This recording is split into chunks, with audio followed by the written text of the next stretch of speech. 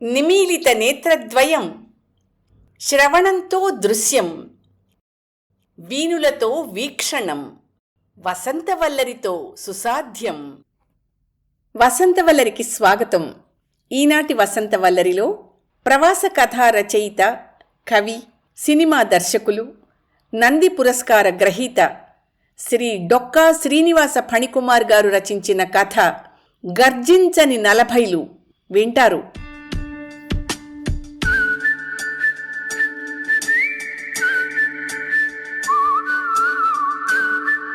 చిన్నప్పుడెప్పుడో సాంఘిక శాస్త్ర పుస్తకంలో చదువుకున్న గుర్తు. గర్జించే నలభైలని, తరువాతి పాఠంలో టండ్రాలని, ప్రయరీలు, స్టెప్పీలని. అసలు ఆ పేరెట్టిన వాడికి వేపకాయంత వెర్రుందేమోనని నాకు అనుమానం. ఎవడన్నా బెమ్మచారిగా ఉన్నప్పుడో పెళ్ళైన కొత్తలోనూ గర్జిస్తాడు కానీ 40లో గర్జించడం ఏమిటండి? వాడి బూడిద. 40లో అంతా గాంధీ గారు చెప్పినట్టు సింపుల్ లివింగు, హై థింకింగును. అంటే మనది సింపుల్ లివింగు, ఆవిడది హై థింకింగునన్నమాట. పిల్లలది కాస్ట్లీ లివింగు, బ్రాండ్ నేమ్ థింకింగును. అయినా ఇప్పుడు వాళ్ళ గొడవ ఎందుకులేండి, స్కూల్కి పోయారు. చెప్పొచ్చేది ఏమిటంటే, ఆ మధ్యన ఆయాం బాబు గారికి 40 వచ్చింది. ఆ సందర్భంగా జరిగిన ప్రహసనాన్ని మరొక్క మారు గుర్తుకు తెచ్చుకుందామనిపించింది. 2 వారాల ముందే దరిదాపుల్లో ఏ వీకెండ్ పార్టీలు, పెళ్ళిళ్ళు లేకుండానే మా ఆవిడ గోళ్ళు, కాళ్ళు, వేళ్ళు, జుట్టు ఇలా పార్ట్స్గా కండిషనింగులు చేయించుకుని అన్ని రకాల దిక్కుమాలిన క్యూర్లకి వెళ్ళొచ్చింది. ఎందుకే ఇలా డబ్బులు తగలేస్తావు, హాయిగా నేను గడ్డం గోక్కునే బ్లేడుతో ఫ్రీగా చేసి పెడతానే అన్నాను.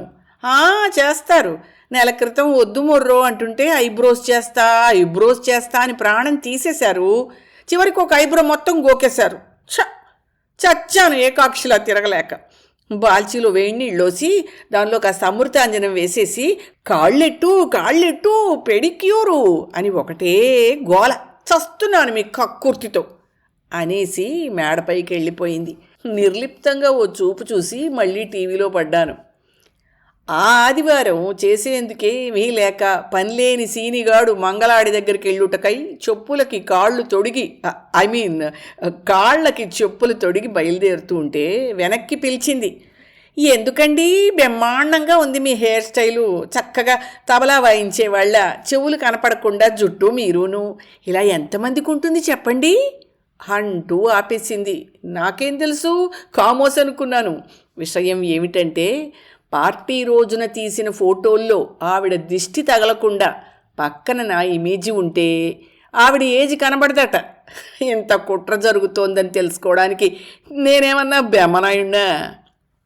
సరే, రాత్రి నేను పడుకున్నాక మా ఆవిడ ఫోన్లో గుసగుసలు మొదలెట్టింది. ఆవిడ పాతివ్రత్యాన్ని శంకించలేదు కానీ, ఈ దిక్కుమాలిన ఫేస్బుక్ వచ్చాక ఫోన్ కాళ్ళు తగ్గిపోయాయి కదా, ఇదేమిటబ్బా కొత్తగా అని కించిత్తు సందేహపడ్డాను. అయినా మనకెందుకులే, లేడీస్ అన్నాక 1,00,000 ఉంటాయి అనుకుని వదిలేశాను. ఆనకో రోజు ఆఫీసులో ఉండగా క్రెడిట్ కార్డు కంపెనీ వాళ్ళ దగ్గర నుంచి కాల్ వచ్చింది. మీ కార్డు మీద ఒక పెద్ద ఛార్జీ చేయబడినది, చూసుకోండి, లేకపోతే కరుసైపోతారు అని. వెంటనే అనుమానం వచ్చి మావిడికి ఫోన్ చేశా. కంగారడిపోయింది. చివరికి చెప్పింది, పాపం అండి, మన పక్కింటి టోనీగాడి రెండో కుక్కకి మెళ్ళో బంగారం గొలుసు చేయిస్తానని మొక్కుకున్నానండి. మన వెధవ కిండర్ గార్టెన్ పాస్ అయితే, వాడు పాస్ అయిపోయి 2 నెలలైంది కదా, అందుకే మాట కొన్నాను అంది గారాలు పోతూ. నేను రియాక్ట్ అయ్యే లోపున ఠక్కుమని ఫోన్ పెట్టేసింది. ఆ తర్వాత నాకు రియాక్ట్ అయ్యే ఓపిక లేక అలాగే ఆఫీస్ కుర్చీలో కూర్చుని దాన్ని కాలుతో తిప్పుతూ 1, 2, 3 అంటూ చుట్లు లెక్కెడుతూ కళ్ళు మూసుకున్నాను. కాసేపటికి కళ్ళు తిరిగాయి. నెత్తిమీద సింసుపా వృక్షమేమీ కనబడలేదు కానీ మా ఆఫీసు అచ్చం అశోకవనంలాగే తోచింది నాకప్పుడు. ఆ రోజు సాయంత్రం గరాజులో ఫ్రిడ్జ్ తీసి చూశా. దాని నిండా ప్రపంచంలో పండే అన్ని ఫలాలు, కూరగాయలు కనిపించాయి. 2 టొమాటోలు కింద పడి దొర్లుకుంటూ నా కారు టైరు కిందకి వెళ్ళిపోయాయి. తీసే ఓపిక లేక వాటిని అలాగే ఉండిచ్చేశాను. లోపలికొచ్చి అడిగాను, ఏమన్నా కిరాణా కొట్టు పెడుతున్నావా? అవును, అదొక్కటే తర్వాయి మన సంపాదనకి అంది నవ్వుతూ. మరెందుకే అన్ని కొనేసావు? ఆందోళనగా అన్నాను. ఏం లేదండి, డాక్టరు హెల్దీ ఫుడ్ తినమన్నాడు కదా, అవి ఆర్గానిక్వి, అంచేత ఆఫీస్ నుంచి వచ్చేటప్పుడు అలా వెళ్ళి పట్టుకొచ్చానన్నమాట అంది. నా గుండె 2 సెకండ్లు మౌనం పాటించి ఆనకడ్డదిడ్డంగా కొట్టుకోవడం మొదలెట్టింది. నాకు తెలిసి ఫ్రిడ్జుడు ఆర్గానిక్ కూరగాయలు పళ్ళు కొనాలంటే అది ఫ్రిడ్జ్ ఖరీదు కన్నా ఎక్కువ అవుతుంది. అసలు ఆ డబ్బులతో 2 ఫ్రిడ్జులు కొనుక్కోవచ్చు.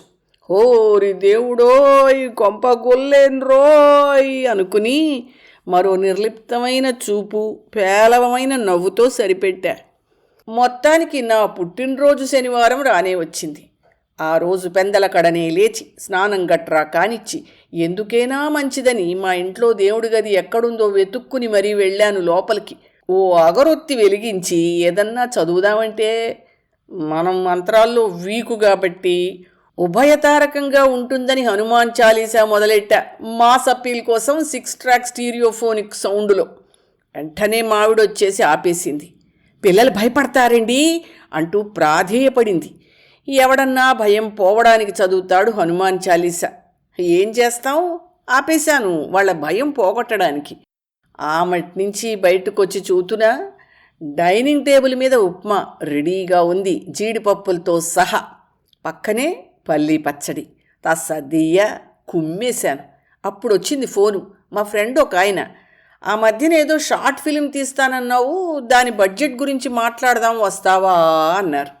మరి ఇదే వీక్నెస్ మీద కొట్టడం అంటే. ధర్మరాజుని దుర్యోధనుడు జూదానికి పిలిస్తే బెదరు ఈ పాలికి వదిలేయి నెక్స్ట్ వీక్ చూద్దారి అనొచ్చేమో, కానీ నన్నెవరైనా సినిమాల గురించి మాట్లాడుకుందాం రమ్మంటే వాళ్ళు ఫోను పెట్టేసేలోపు వాళ్ళ గుమ్మంలో వాలిపోతాను. క్రితం జన్మలో కెమెరానేమో. అంచేత వస్తున్నా అనేసా. తొందర లేదు, లంచ్ చేసేసిరా, కాస్త ఎక్కువసేపు కూర్చుందాం అన్నాడు ఆయన. అబ్బే లంచ్ భయం లేదండి, ఇప్పుడే ఉప్మా తిన్నాను, మళ్ళీ 3 రోజుల దాకా అరగదు, వచ్చేస్తున్నా అనేసి ఫోను పక్కన పడేసి కారు ఎక్కేసి 6వ నిమిషంలో వాళ్ళింట్లో వాలిపోయా. రావోయ్ రా, ఇందా నిన్ననే మాకు బోలెడంత జంక్ మెయిల్ వచ్చింది, వీటిల్లోంచి మనకి ఉపయోగపడేవేమన్నా ఉంటే కట్ చేసి ఆ పక్కన బుట్టలో వేస్తూ ఉండు, నేను ఇప్పుడే అరగంటలో స్నానం చేసి వచ్చేస్తాను అన్నారు. మనకి అంటే మీకా నాకా మనిద్దరికీనా అని అడుగుదామనుకున్నా, కానీ ఆయన అప్పటికే బాత్రూంలో దూరి ఢామ్మని తలిపేసేసుకున్నారు. ఇహ చూడండి మహాప్రభో, జుట్టు గోకేవాడు, లాన్ గోకేవాడు, అద్దాలు తుడిచేవాడు, పళ్ళు తెల్లగా చేసేవాడు, కుక్కల్ని ఆడించేవాడు, ఇలా ఒకటేమిటి కొన్ని 100 కూపన్లు కట్ చేసి 2 గంటలు గడిచాయి. ఆయన బాత్రూమ్ వదిలి రాలేదు. చివరికి పీల గొంతుతో పిలిచాను, ఏమండీ ఉన్నారా అని. లోపల నుంచి సమాధానం వచ్చింది, ఉన్నా, ఒక్క టైలు మిగిలిపోయింది, అది కూడా శుభ్రం చేసి అప్పుడు స్నానం చేసి వచ్చేస్తాను అని. హోరిదేవుడోయ్, ఈయన ఒళ్ళు కడుక్కుంటున్నారనుకున్నాను, బాత్రూమ్ కడుగుతున్నారా, ఇంకా ఒక టైల్ రాయి మిగులుందా, నా ఓపికకి నిప్పెట్ట. ఈయన ఎప్పుడు వచ్చాను, బడ్జెట్ ఎప్పుడు మాట్లాడాను, నేను సినిమా ఎప్పుడు తీశాను అని ఒక డ్రై ఏడుపు ఏడ్చి మళ్ళీ కూపన్లలో పడ్డా, విధి లేక. మామూలుగా అయితే ఈ పాటికి వాళ్ళ ఆవిడొచ్చి కాఫీ అనో టీ అనో జంతికలనో అందించేవారు. ఇవాళ ఎవ్వరూ కనపడ్డం లేదు ఇంట్లో. ఏం చేస్తాం, అన్నీ కలిసి వచ్చాయి అనుకుంటూ చరఖా తిప్పే గాంధీగార్ల బొంగమూతెట్టుకుని పనిలో పడ్డా. మొత్తానికి మరో గంట తర్వాత, అంటే నేను వెళ్ళిన 3 గంటలకు ఆయన దిగొచ్చారు. ఆయన్ని చూసి నామినేటెడ్ ఎంపీ మొదటిసారి రాజ్యసభలో అడుగు పెడుతున్నప్పుడు ఎంత సంబరపడతాడో అంత సంబరపడ్డా. ఆయన వచ్చి, సారీ నోయ్, కాస్త లేట్ అయింది, రా భోన్ చేస్తూ మాట్లాడుకుందాం అని ఓ చెంచా, ఒక ఫోర్కు, ఒక్కటే గ్లాసు, ఇలా ఒకటొకటే డిష్ వాషర్లోంచి తీసి డైనింగ్ టేబుల్ మీద పెడుతున్నారు. అది పూర్తయ్యేసరికి మరో గంట అయింది. నే కాళ్ళు ఈడ్చుకుంటూ వెళ్ళి టేబుల్ దగ్గర కూర్చున్నా.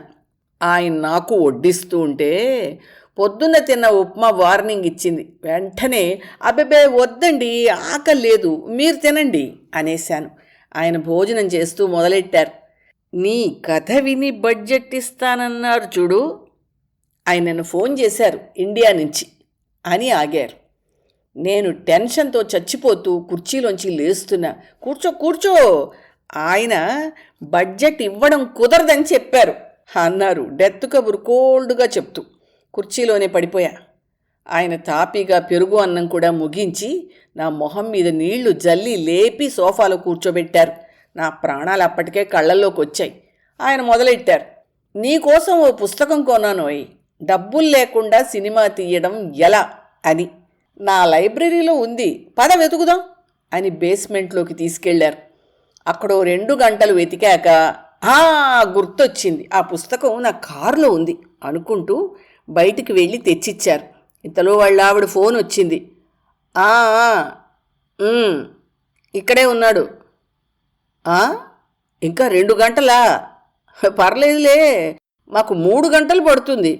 ఓకే ఓకే అనేసి ఫోన్ పెట్టేశారు. నాకు అర్థమైందల్లా ఒక్కటే, ఇక్కడ ఇంకా 3 గంటలు ఉండాలి అని. ఒక్కసారి మా ఆవిడికి ఫోన్ చేసుకుంటాను, లేకపోతే ఆవిడ బెంగ పెట్టుకుంటుంది అని ప్రాధేయపడ్డా. ఆవు పులి కథలో ఆవులాగా. ఆయన వినలేదు. పర్లేదులే వాయ్, ఒక్కరోజుకి ఏమీ అయిపోదులే అనేసి బుక్కు గురించి మాట్లాడడం మొదలెట్టారు. ఆ ప్రహసనం పూర్తయ్యేసరికి మరో 2 గంటలు పట్టింది. అయ్యో బాబోయ్, ఆరైపోయింది.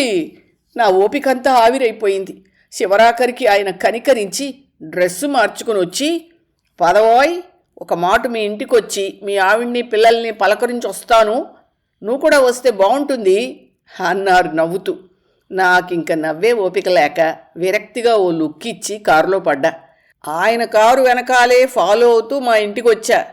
మా ఇంట్లో లైట్లు వేసి లేవు. మా ఇంటికి ఇటుపక్క అటుపక్క ఇళ్ల ముందు ఓ 50 కార్లు పార్కు చేసేసి ఉన్నాయి, ఒకదాని మీద ఒకటి. తలుపు దగ్గరకు వచ్చి నీరసంగా బెల్లు నొక్కా. మా తలుపు దానంతట అదే తెరుచుకుంది. లైట్లు వెలిగాయి. పెద్ద పెట్టున అందరూ కలిసి సర్ప్రైజ్ అని అరిచేసి నన్ను లోపలికి లాక్కెళ్ళిపోయారు. అలా దొర్లుకుంటూ బేస్మెంట్లోకి వెళ్ళిపోయా. అక్కడంతా మయసభలాగా అలంకరించి ఉంది. ఎక్కడ చూసినా 40 40 40 అనే సౌండే వినబడుతోంది. ఇంతలో మా ఆవిడొచ్చింది. ఆవిడ చెయ్యి మెరిసిపోతోంది. అవును మరి, విష్ణుమూర్తి వీపు మీది శ్రీవత్సమంత సైజులో ఉంది ఆవిడ డైమండ్ రింగు. వస్తూనే నా వేలుకో ఉంగరం తొడిగింది. హ్యాపీ బర్త్డే తాతగారు అంటూ. ఆవిడ ఫ్రెండ్స్ అంతా diamond ring gift, diamond ring gift అని గుసగుసలాడుకుంటున్నారు. ఆవిడదేమో అనుకున్నాను. కాదు, నాదిట. నేను అనుమానం వచ్చి వేలు చూసుకున్నాను. రింగే ఉంది, డైమండ్ లేదు. ఇదేమిటే అని అడిగాను దీనంగా. పల్లవి, పైనుంచి భూతద్దం పట్రామ్మా అంది. అది పట్టుకొచ్చింది. అది పెట్టి చూస్తే అప్పుడు కనబడింది నా డైమండు. కనీసం జయప్రద బ్యూటీ స్పాట్ అంతైనా లేదు, ఇదేమి డైమండే అన్నాను ఆందోళనగా.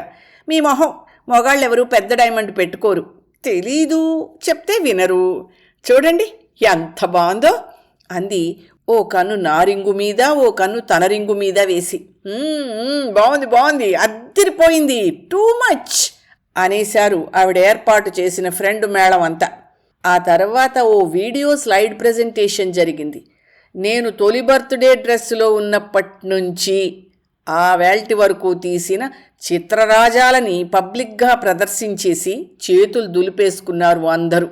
ఆనక 2 కేకులు తెచ్చి ఒకటి నా మొహానికి పులివేసి రెండోది కట్ చేయించేశారు.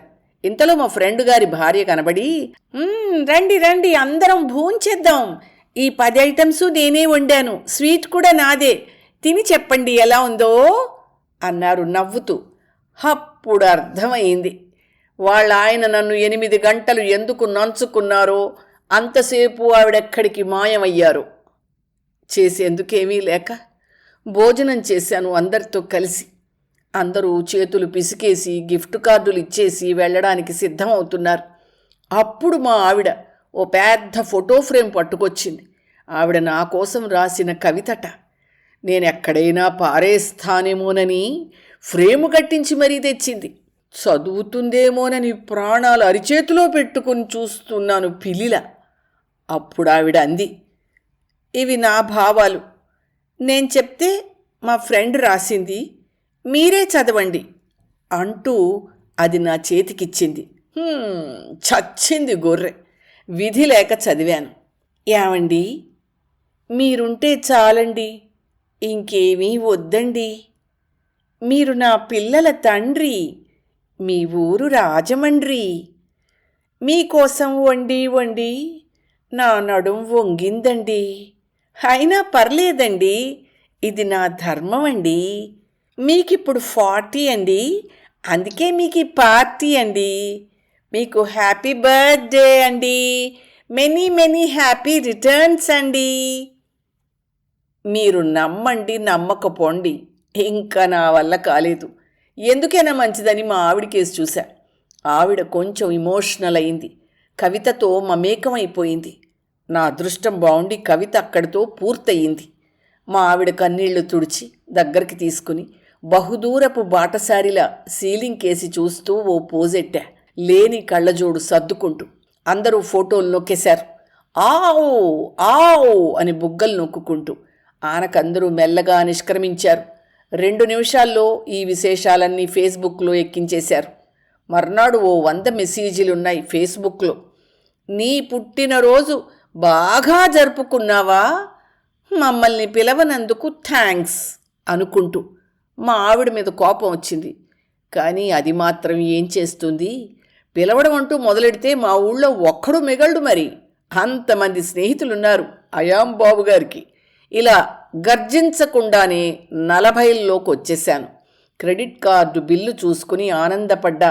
40వ పుట్టినరోజు జీవితంలో ఒక్కసారే చేస్తారు కాబట్టి.